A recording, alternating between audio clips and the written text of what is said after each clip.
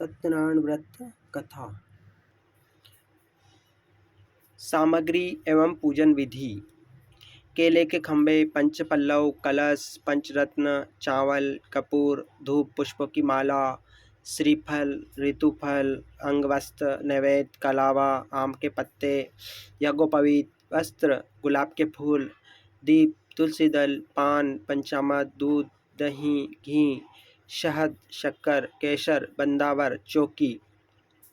व्रत करने वाला पूर्णिमा व संक्रांति के दिन सायंकाल के समय स्नान आदि से निवृत्त होकर पूजा स्थान में आसन पर बैठकर श्रद्धापूर्वक श्री करुण, गौरी, वरुण, विष्णु आदि सब देवताओं का ध्यान करके पूजन करे और संकल्प करे कि मैं सत्यनारायण स्वामी का पूजन तथा कथा श्रवण सदैव करूँगा। पुष्प हाथ में लेकर सत्यनारायण भगवान का ध्यान करे, यज्ञोपवीत पुष्प, धूप, नैवेद्य आदि अर्पित कर स्तुति करे, हे भगवान, मैंने श्रद्धापूर्वक फल, जल आदि सब आपको सामग्री आपको अर्पण की है, इसे स्वीकार कीजिए, मेरा आपको बार बार नमस्कार है। इसके बाद श्री सत्यनारायण जी की कथा पढ़े अथवा स्मरण करे। श्री सत्यनारायण भगवान की कथा। प्रथम अध्याय। व्यास जी ने कहा, एक समय निमर्षण तीर्थ में शौनकादि 88,000 ऋषियों ने प्रणवेता श्री सूत जी से पूछा, हे सूत जी, इस कलयुग में वेद विद्या रहित मनुष्य को प्रभु भक्ति किस प्रकार मिलेगी तथा उनका उद्धार कैसे होगा? हे श्रेष्ठ मुनि, कोई ऐसा व्रत अथवा तब कहिए जिससे करने से थोड़े ही समय में पुण्य प्राप्त हो तथा मनवांछित फल मिले। ऐसी कथा सुनने की हमारी प्रबल इच्छा है। सर्वशास्त्र ज्ञाता श्री सूत जी ने कहा, हे वैष्णव में पूज्य, आपने सब प्राणियों के हित की बात पूछी है।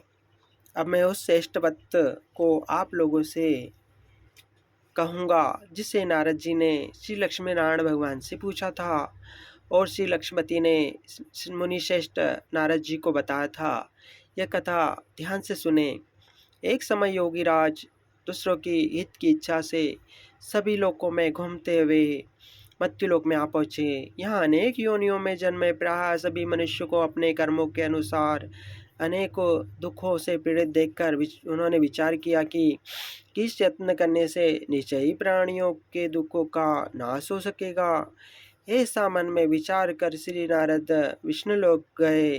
वहाँ श्वेत वर्ण और 4 भुजाओं वाले देवकीश भगवान नारायण को जिनके हाथ में शंख, चक्र, गदा और पद्य तथा वनमाला पहने हुए थे देखकर स्तुति करने लगे। नारद जी ने कहा, हे भगवान, आप अत्यंत शक्ति से संपन्न हैं, मन तथा वाणी भी आपको नहीं पा सकती। आपका आदि मध्य अंत नहीं है। आप निर्गुण स्वरूप सृष्टि के कारण भक्तों के दुखों को नष्ट करने वाले हो। आपको मेरा नमस्कार है। नारद जी से इस प्रकार स्तुति सुनकर विष्णु भगवान बोले, हे मुनिश्रेष्ठ, आपके मन में क्या है? आपका किस काम के लिए यहाँ आगमन हुआ है? निसंकोच कहे। तब नारद मुनि ने कहा, मृत्युलोक में सब मनुष्य जो अनेक योनियों में पैदा हुए हैं, अपने कर्मों के द्वारा अनेक प्रकार के दुखों से दुखी हो रहे हैं। नारद जी, हे नाथ, यदि आप मुझे पर दया रखते हो तो बताइए कि उन मनुष्यों के सब दुख थोड़े से ही प्रयत्न से कैसे दूर हो सकते हैं? श्री भगवान ने कहा, हे नारद, मनुष्य की भलाई के तुमने यह बहुत अच्छा प्रश्न किया है। जिस व्रत को करने से मनुष्य मोह से छूट जाता है, यह व्रत तुमसे कहता हूँ, सुनो। बहुत पुण्य देने वाला, स्वर्ग तथा मृत्युलोक दोनों में दुर्लभ एक उत्तम व्रत है जो आज मैं प्रेम बस होकर तुमसे कहता हूँ। श्री सत्यनारायण भगवान का यह व्रत विधान पूर्वक संपन्न करके मनुष्य धरती पर सुख भोग कर मरने पर मोक्ष को प्राप्त होता है। श्री विष्णु भगवान के वचन सुनकर नारद मुनि बोले, हे भगवान, उस व्रत का क्या फल है, क्या विधान है? इससे पूर्व किसने यह व्रत किया है और किस दिन यह व्रत करना चाहिए? कृपया मुझे विस्तार से बताए। श्री विष्णु भगवान ने कहा, हे नारद, दुख शोक आदि को दूर करने वाला यह व्रत सब स्थानों पर विजय करने वाला भक्ति और श्रद्धा के साथ किसी भी दिन मनुष्य श्री सत्यनारायण भगवान की संध्या के समय ब्राह्मण और बंधु के साथ धर्मपरायण होकर पूजा करें। भक्ति भाव से निवेद केले का फल, शहद, घी, शक्कर अथवा गुड़ और दूध और गेहूं का आटा सवाए लेवे। गेहूं के अभाव में साटी का चूर्ण भी ले सकते हैं। इन सबको भक्ति भाव से भगवान को अर्पण करे। बंधु बांधव सहित ब्राह्मण को भोजन करावे। इसके पश्चात स्वयं भोजन करे। रात्रि में नाम संकीर्तन आदि का आयोजन कर श्री सत्यनारायण भगवान का स्मरण करते हुए समय व्यतीत करे। इस तरह जो मनुष्य व्रत करेंगे उनका मनोरथ निश्चय ही पूर्ण होगा। हे भक्तराज, तुमसे जो विकराल कलिकाल के कर्म छिपे नहीं हैं, खान पान और आचार विचार चाहते हुए भी पवित्रता नरक पाने के कारण, क्योंकि जीव मेरा नाम स्मरण करने से ही अपना लोक परलोक संवार सकेंगे, इसलिए विशेष रूप से कलिकाल में मृत्युलोक में यही एक लघु और आसान उपाय है जिससे अल्प समय और अल्प धन में प्रत्येक जीव को महान पुण्य प्राप्त हो सकता है। इति श्री सत्यनारायण व्रत कथा का प्रथम अध्याय संपूर्णम। द्वितीय अध्याय। सूत जी ने कहा, हे ऋषियों, जिन्होंने पहले समय में इस व्रत को किया है उनका इतिहास कहता हूँ, आप सब ध्यान से सुने। सुंदर काशीपुर नगरी में एक अत्यंत निर्धन ब्राह्मण रहता था। वह ब्राह्मण भूख और प्यास से बेचैन होकर नित्य पृथ्वी पर घूमता था। ब्राह्मण से प्रेम करने वाले श्री विष्णु भगवान ने ब्राह्मण को दुखी देखकर एक दिन बूढ़े ब्राह्मण का रूप धारण कर निर्धन ब्राह्मण के पास जाकर आदर से पूछा, हे विप्र, तुम नित्य दुखी पर होकर पति पर क्यों घूमते हो? हे श्रेष्ठ ब्राह्मण, यह सब मुझसे कहो, मैं सुनना चाहता हूँ। दरिद्र ब्राह्मण ने कहा, मैं निर्धन ब्राह्मण भिक्षा के लिए पृथ्वी पर फिरता हूँ। हे भगवान, यदि आप इससे छुटकारा पाने का कोई उपाय जानते हो तो कृपा करके मुझे बताएं, मैं आपकी शरण में हूँ। वृद्ध ब्राह्मण का रूप धारण करने वाले ब्राह्मण विष्णु भगवान ने कहा, हे ब्राह्मण, श्री सत्यनारायण भगवान मनवांछित फल को देने वाले हैं। इसलिए तुम उनका पूजन करो, जिससे करने से मनुष्य सब दुखों से मुक्त हो जाता है। इससे के साथ दरिद्र ब्राह्मण को व्रत का सारा विधान बतलाकर बूढ़े ब्राह्मण का रूप धारण करने वाले श्री सत्यनारायण भगवान अंतर ध्यान हो गए। जिस व्रत को वृद्ध ब्राह्मण ने बतलाया है मैं उसको अवश्य करूँगा। यह निश्चय वह दरिद्र ब्राह्मण घर चला गया, परंतु उस रात्रि उस दरिद्र ब्राह्मण को नींद नहीं आई। अगले दिन वह जल्दी उठा और श्री सत्यनारायण भगवान का व्रत करने का निश्चय कर भिक्षा मांगने के लिए चल दिया। उस दिन उसको भिक्षा में बहुत धन मिला, जिससे उसने पूजा का सब सामान खरीदा और घर आकर अपने बंधु बांधवों के साथ भगवान श्री सत्यनारायण का व्रत किया। इसके करने से वह दरिद्र ब्राह्मण सब दुखों से छुटकर अनेक प्रकार की संपत्तियों से युक्त हो गया। उस समय से वह विप्र हर मास व्रत करने लगा। सत्यनारायण भगवान के व्रत को जो शास्त्र विधि से के अनुसार श्रद्धापूर्वक करेगा वह सब पापों से छुटकर मोक्ष को प्राप्त होगा। आगे जो मनुष्य पृथ्वी पर श्री सत्यनारायण भगवान का व्रत करेगा वह सब दुखों से छूट जाएगा। इस तरह नारद जी से सत्यनारायण भगवान का कहा हुआ यह व्रत मैंने तुमसे कहा। हे विप्रो, अब आप और क्या सुनना चाहते हो, मुझे बताए। ऋषियों ने कहा, हे मुनीश्वर, संसार में इस विप्र से सुनकर किस ने इस व्रत को किया, हम सब सुनना चाहते हैं, इसके लिए हमारे मन में श्रद्धा है। श्री सूत जी ने कहा, हे मुनियों, जिस प्राणी ने इस व्रत को किया उन सब की कथा सुनो। एक समय वह ब्राह्मण धन और ऐश्वर्य के अनुसार बंधु बांधव के साथ अपने घर पर व्रत कर रहा था। उसी समय एक लकड़ी बेचने वाला बूढ़ा व्यक्ति वहाँ आया। उसने सिर पर रखा लकड़ियों का गट्ठर बाहर रख दिया और विप्र के मकान में चला गया। प्यास से दुखी लकड़हारे ने विप्र को व्रत करते देखा तो वह प्यास को भूल गया। उसने विप्र को नमस्कार किया और पूछा, हे विप्र, आप यह किसका पूजन कर रहे हैं? इस व्रत को करने से क्या फल मिलता है, कृपा करके मुझे बताए। ब्राह्मण ने कहा, सब मनोकामनाओं को पूरा करने वाला यह श्री सत्यनारायण भगवान का व्रत है। इनकी ही कृपा से मेरे यहाँ धन दान आदि की वृद्धि हुई है। विप्र से इस व्रत के बारे में जानकर वह लकड़हारा बहुत प्रसन्न हुआ। भगवान का चरणामृत लेकर और भोजन करने के बाद वह अपने घर को चला गया। अगले दिन लकड़हारे ने अपने मन में संकल्प किया कि आज गांव में लकड़ी बेचने से जो धन मिलेगा उसी से भगवान का सत्यनारायण का उत्तम व्रत करूंगा। यह मन में विचार कर वह लकड़हारा लकड़ियों का गट्ठर अपने सिर पर रखकर जिस नगर में धनवान लोग रहते थे ऐसे सुंदर नगर में गया। उस दिन उसे उन लकड़ियों का दाम पहले दिनों से चौगुना मिला। तब वह बूढ़ा लकड़हारा अति प्रसन्न होकर पक्के केले, शक्कर, शहद, घी, दूध, दही और गेहूं का चूर्ण इत्यादि श्री सत्यनारायण भगवान के व्रत की सभी सामग्री लेकर अपने घर आ गया। फिर उसने अपने बंधु बांधवों को बुलाकर विधि विधान के साथ भगवान का पूजन और व्रत किया।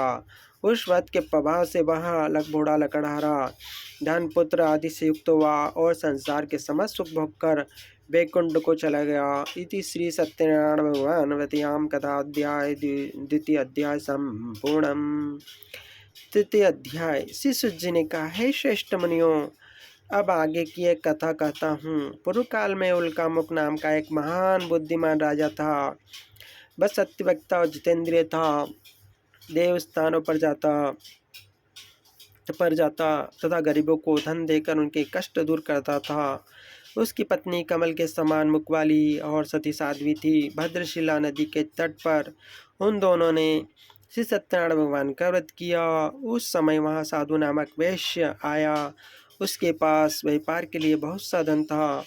वह वैश्य नाव को किनारे पर ठहराकर राजा के पास आया। राजा को व्रत करते हुए देखकर उसने विनय के साथ पूछा, हे राजन, भक्ति उचित से यह आप क्या कर रहे हो? मेरी सुनने की इच्छा है, कृपया आप मुझे बताइए। महाराज उल्कामुक ने कहा, हे साधु वैश्य, मैं अपने बंधु बांधवों के साथ पुत्र आदि की प्राप्ति के लिए महाशक्तिमान सत्यनारायण भगवान का पूजन कर रहा हूँ। राजा के वचन सुनकर साधु नामक वैश्य ने आदर से कहा, हे राजन, मुझे भी इसका सब विधान बताए। मैं भी आपके कथा अनुसार इस व्रत को करूँगा। मेरे भी कोई संतान नहीं है। मुझे विश्वास है इससे निश्चय ही मेरी संतान होगी। राजा से सब विधान सुनकर व्यापार से निर्वत हो यह वैश्य आनंद के साथ अपने घर आया। वैश्य ने अपनी पत्नी से संतान देने वाले उस व्रत का समाचार सुनाया और प्रण किया कि जब मेरी संतान होगी तब मैं इस व्रत को करूँगा। साधु ने कहा, यह वचन अपनी पत्नी लीलावती से कहे। एक दिन उसकी पत्नी लीलावती आनंदित और सांसारिक धर्म में प्रवृत्त होकर श्री सत्यनारायण भगवान की कृपा से गर्भवती हो गई। 10 महीने में उसने एक सुंदर कन्या को जन्म दिया। दिनों दिन वह कन्या इस तरह बढ़ने लगी जैसे शुक्ल पक्ष का चंद्रमा बढ़ता है। कन्या का नाम कलावती रखा गया। तब लीलावती ने मीठे शब्दों में अपने पति को स्मरण दिलाया कि आपने जो भगवान का उत्तम व्रत करने का संकल्प किया था, अब आप उसे पूरा करिए। साधु वैश्य ने कहा, हे विप्र, मैं कन्या के विवाह पर इस व्रत को करूँगा। इस प्रकार अपनी पत्नी को आश्वासन दे वह व्यापार करने चला गया। कलावती पितृगृह में वृद्धि को प्राप्त हो गई। लौटने पर साधु ने जब नगर में सखियों के साथ अपनी पुत्री को खेलते देखा तो दूत को बुलाकर कहा कि उसकी पुत्री के लिए कोई सुयोग वर देख कर लाओ। साधु नामक वैश्य की आज्ञा पाकर दूत कंचन नगर पहुंचा और खोज कर और देखभाल कर वैश्य की लड़की के लिए एक सुयोग वणिक पुत्र ले आया। उस सुयोग लड़के को देखकर साधु नामक वैश्य ने अपने बंधु बांधवों सहित प्रसन्नचित्त होकर अपनी पुत्री का विवाह उसके साथ कर दिया। दुर्भाग्य से वह विवाह के समय भी सत्यनारायण भगवान का व्रत करना भूल गया। इस पर वह श्री भगवान क्रोधित हो गए। उन्होंने वैश्य को श्राप दिया कि तुम्हें दारुण दुख प्राप्त होगा। अपने कार्य में कुशल साधु नामक वैश्य अपने जामाता सहित नाव को लेकर व्यापार करने के लिए समुद्र के समीप स्थित रत्नसारपुर नगर में गया। दोनों ससुर जमाई चंद्रकेतु राजा के उस नगर में व्यापार करने के लिए लगे। एक दिन भगवान सत्यनारायण की माया से प्रेरित एक चोर राजा का धन चुरा कर भागा जा रहा था। राजा के दूतों को अपने पीछे वेग से आते देखकर चोर ने घबरा कर राजा के धन को वहीं नाव में चुपचाप रख दिया जहां वे ससुर जमाए ठहरे हुए थे और भाग गया। जब दूतों ने उस साधु वैश्य के पास राजा के धन को रखा देखा तो ससुर जमाता दोनों को बांध कर ले गए और राजा के समीप जाकर बोले, हम ये दो चोर पकड़ कर लाए हैं, देखकर आज्ञा दे। तब राजा ने बिना उनकी बात सुने ही उन्हें कारागार में डालने की आज्ञा दे दी। इस प्रकार राजा की आज्ञा कारावास में डाल दिया गया तथा उनका धन छीन लिया गया। सत्यनारायण भगवान के श्राप के कारण साधु वैश्य की पत्नी लीलावती व पुत्री कलावती के भी घर पर बहुत दुखी हुई। उनके घर में रखा धन चोर चुरा कर ले गए। शारीरिक व मानसिक पीड़ा तथा भूख से अति दुखित हो भोजन की चिंता में कलावती कन्या एक ब्राह्मण के घर गई। उसने ब्राह्मण को श्री सत्यनारायण भगवान का व्रत करते देखा। उसने कथा सुनी तो प्रसाद ग्रहण कर रात को घर आई। माता ने कलावती से पूछा, है पुत्री, तू अब तक कहाँ रही व तेरे मन में क्या है? कलावती बोली, है माता, मैंने एक ब्राह्मण के घर श्री सत्यनारायण भगवान का व्रत होते देखा है। कन्या के वचन सुनकर लीलावती ने सत्यनारायण भगवान का पूजन की तैयारी की। उसने परिवार और बंधु बांधवों के सहित श्री सत्यनारायण भगवान का पूजन व्रत किया और वर मांगा कि मेरे पति और दामाद शीघ्र ही घर लौट आए। साथ ही प्रार्थना की कि हम सबका अपराध क्षमा करो। श्री सत्यनारायण भगवान इस व्रत से संतुष्ट हो गए और उन्होंने राजा चंद्रकेतु को स्वप्न में दर्शन देकर कहा, हे राजन, जिन दोनों वैश्य को तुमने बंदी बना रखा है वे निर्दोष हैं, उन्हें प्रातः ही छोड़ दो। उनका सब धन जो तुमने ग्रहण किया है लौटा दो, अन्यथा मैं तेरा धन पुत्र आदि सब नष्ट कर दूंगा। राजा से ऐसा वचन कहकर भगवान अंतर ध्यान हो गए।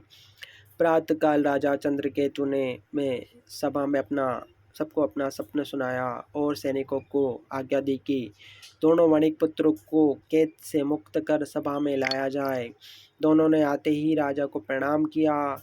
राजा ने कोमल वचनों में कहा, हे महानुभाव, तुम्हें भाव्य से करने दुख प्राप्त हुआ है, अब तुम्हें कोई भय नहीं है, तुम मुक्त हो। इसके बाद राजा ने उनको नए नए वस्त्र आभूषण पहनाए तथा उनका जितना धन लिया था उससे दूना लौटाकर आदर के साथ विदा किया। दोनों वैश्य अपने घर को चल दिए। इति श्री सत्यनारायण भगवान व्यतीयाम तृतीय अध्याय संपूर्णम। चतुर्थ अध्याय। श्री सूत जी ने आगे कहा, वैश्य ने मंगलाचार यात्रा करके यात्रा आरंभ की और अपने नगर को चला। उनके थोड़ी दूर आगे बढ़ने पर दंडी वेशधारी से सत्यनारायण भगवान ने उनसे पूछा, है साधु, तेरी नाव में क्या है? अभिमानी वणिक हंसता हुआ बोला, हे दंडी, आप क्यों पूछते हो? क्या धन लेने की इच्छा है? मेरे नाव में तो बेल पत्ते भरे हैं। वैश्य के कठोर वचन सुनकर दंडी वेशधारी श्री सत्यनारायण भगवान ने कहा, तुम्हारा वचन सत्य हो। ऐसा कहकर वह वहाँ से चले गए और कुछ दूर जाकर समुद्र के किनारे बैठ गए। दंडी महाराज के जाने के पश्चात वैश्य ने नित्य क्रिया से निर्वत होने के बाद नाव को ऊंची उठी देखकर अचंबा किया तथा नाव में बेल पत्ते आदि देखकर मूर्छित हो जमीन पर गिर पड़ा। मूर्छा खुलने पर अत्यंत शोक प्रकट करने लगा। तब उसके जमाता ने कहा, आप शोक न करें, यह दंडी महाराज का श्राप है, अतः उनकी शरण में चलना चाहिए, तभी हमारी मनोकामना पूरी होगी। जमाता के वचन सुनकर वह साधु नामक वैश्य महाराज के पास पहुंचा और अत्यंत भक्तिभाव से प्रणाम करके बोला, मैंने जो आपसे असत्य वचन कहते उसे क्षमा करे। ऐसा कहकर महाशोकातुर हो रोने लगा। तब दंडी भगवान बोले, हे वणिक पुत्र, तू मेरी आज्ञा से बार बार तुझे दुख प्राप्त हुआ है, तू मेरी पूजा से विमुख हुआ है। साधु नामक वैश्य ने कहा, हे भगवान, आपकी माया से ब्रह्मा आदि देवता भी आपके रूप और रूप को नहीं जान पाते, तब मैं अज्ञानी भला कैसे जान सकता हूँ। आप प्रसन्न होइए, मैं आपके सामर्थ्य के अनुसार आपकी पूजा करूँगा। मेरी रक्षा करो और पहले के समान नौका में धन से पूर्ण कर दो। उसके भक्ति इस वचन सुनकर श्री भगवान सत्यनारायण भगवान बोले, प्रसन्न हो गए और उसकी इच्छानुसार वर देकर अंतर ध्यान हो गए। तब ससुर व जमाता दोनों ने नाव पर आकर देखा कि नाव धन से परिपूर्ण है, फिर भी वह भगवान सत्यनारायण भगवान का पूजन कर साथियों सहित अपने नगर को चला। जब अपने नगर के निकट पहुंचा, तब उसने अपने एक दूत को अपने घर भेजा। दूत ने साधु नामक वैश्य के घर जाकर उसकी पत्नी को नमस्कार किया और कहा कि आपके पति अपने दामाद सहित उस नगर के समीप आ गए हैं। लीलावती और उसकी कन्या कलावती उस समय भगवान का पूजन कर रही थी। दूत का वचन सुनकर साधु की पत्नी ने बड़े हर्ष के साथ सत्यदेव का पूजन पूर्ण किया और अपनी पुत्री से कहा, मैं अपने पति के दर्शन को जाती हूँ, तू कार्य पूर्ण कर शीघ्र आ जाना। परंतु कलावती पूजन एवं प्रसाद छोड़कर अपने पति को के दर्शन के लिए चली गई। प्रसाद की अवज्ञा के कारण सत्यदेव ने रुष्ट हो उसके पति को नाव सहित पानी में डुबो दिया। पत्नी कलावती अपने पति को न देखकर रोती हुई जमीन पर गिर पड़ी। नौका को डूबा हुआ तथा कन्या को रोती हुई देखकर साधु नामक वैश्य दुखित हो बोला, हे प्रभु, मुझसे या मेरे परिवार से जो भूल हुई उसे क्षमा करो। उसके दीनहीन वचन सुनकर भगवान प्रसन्न हो गए और आकाशवाणी हुई कि हे वैश्य, तेरी कन्या मेरा प्रसाद छोड़कर आई है, इसलिए इसका पति अदृश्य हुआ है। यदि वह घर जाकर प्रसाद खाकर लौटे तो इसे इसका पति अवश्य मिलेगा। आकाशवाणी सुनकर कलावती ने घर पहुंचकर प्रसाद खाया और फिर आकर अपने पति के दर्शन किए। तत्पश्चात साधु वैश्य ने वहीं बंधु बांधवों सहित सत्यदेव का विधिपूर्वक पूजन किया। वह इस लोक का सुख भोग कर अंत में सुरलोक को गया। इति श्री सत्यनारायण व्रत कथयाम चतुर्ध्याय संपूर्णम। पंचम अध्याय। श्री सुत जी ने आगे कहा, हे ऋषियों, मैं एक और कथा कहता हूँ, सुनो। प्रजापालन में लिंगद्विज नामक एक राजा था। उसने भगवान का सत्यदेव का प्रसाद त्याग कर बहुत दुख पाया। एक समय राजा वन में वन्य पशुओं को मारकर बड़ के नीचे वृक्ष के नीचे आया। वहाँ उसने ग्वालों को भक्ति भाव से बंधु बांधवों सहित श्री सत्यनारायण जी का पूजन करते देखा, परंतु राजा को देखकर भी अभिमानवश न वहाँ गया और न ही सत्यदेव भगवान को नमस्कार किया। तब ग्वालों ने भगवान का प्रसाद उनके सामने रखा तो वह प्रसाद त्याग कर अपने नगर को चला गया। नगर में पहुंचकर उसने देखा कि उसका सब कुछ नष्ट हो गया। वह समझ गया कि सब सत्यनारायण भगवान ने किया है। तब वह उसी स्थान पर वापस आया जहाँ ग्वालों के समीप विधि पूर्वक पूजन कर प्रसाद खाया तो सत्यनारायण भगवान की कृपा से सब कुछ पहले जैसा हो गया। दीर्घकाल तक सुख भोग कर मरने पर स्वर्गलोक को चला गया। जो मनुष्य इस परम दुर्लभ व्रत को करेगा, श्री सत्यनारायण भगवान की कृपा से उसे धन दान की प्राप्ति होगी। बंधे बंधन से मुक्त होकर निर्भय हो जाता है।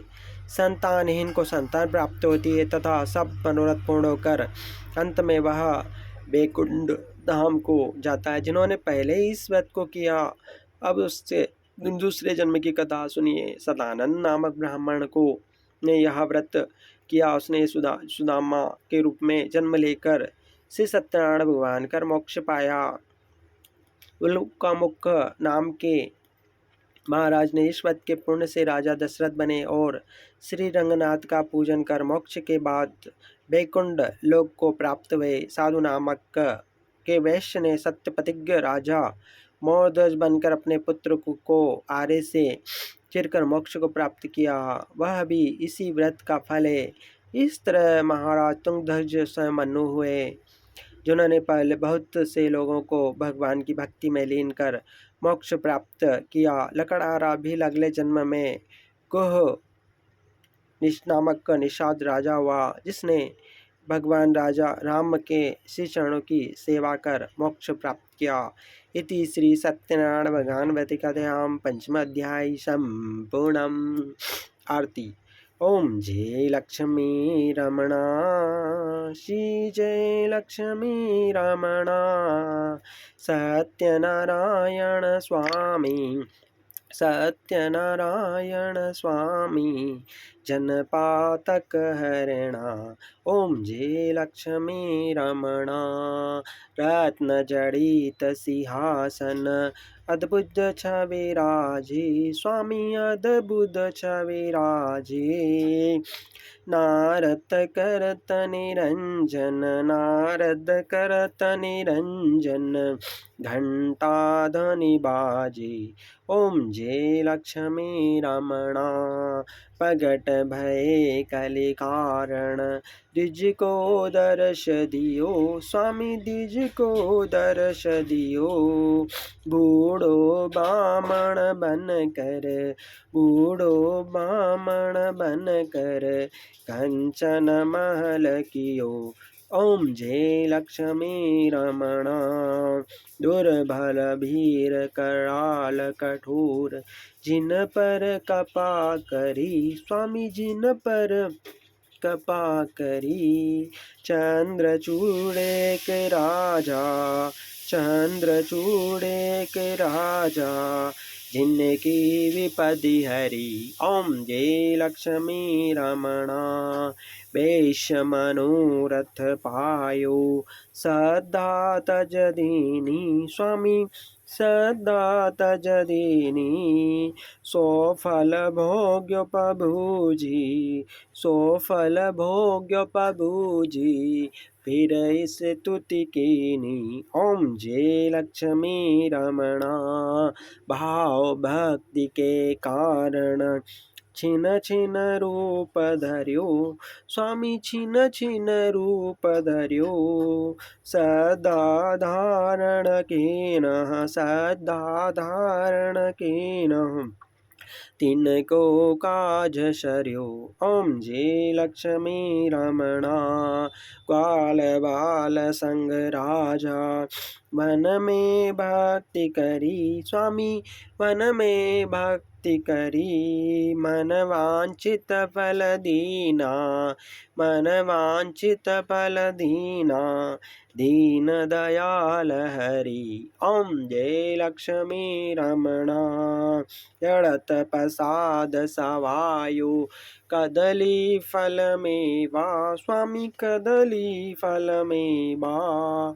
धूप दीप तुलसी से, धूप दीप तुलसी से, राजी सत्य देवा। ओम जय लक्ष्मी रमणा, श्री सत्यनारायण स्वामी जी की आरती। जो कोई नर गावे स्वामी, जो कोई जन गावे, कहत सीमानंद स्वामी, जपत हराहर स्वामी, मनवांछित फल पावे। ओम जय लक्ष्मी रमणा, बोलो सत्यनारायण भगवान की जय। कर्पूर गौरवं करुणावतारं, संसार सारं भुजगेन्द्रहारं, सदा वसन्तं हृदयारविन्दे, भवं भवानी सहितं नमामि। ओम उर्सा शीर्षा दष्टवंशसारं भुजगेन्द्रहारं, सदा वसन्तं हृदयारविन्दे भवानी सहितं नमामि। शान्तवक्त्रं त्रिनेत्रं शूलं दक्षिणाङ्गे वहन्तं, नागं पक्षं च घण्टां डमरुकसहितं, शङ्खचक्रगदालङ्कार नमः शान्ताय कारणतेत्वे चात्मानं गति परमेश्वराय नमो नमः। बोलो सत्यनारायण भगवान की जय।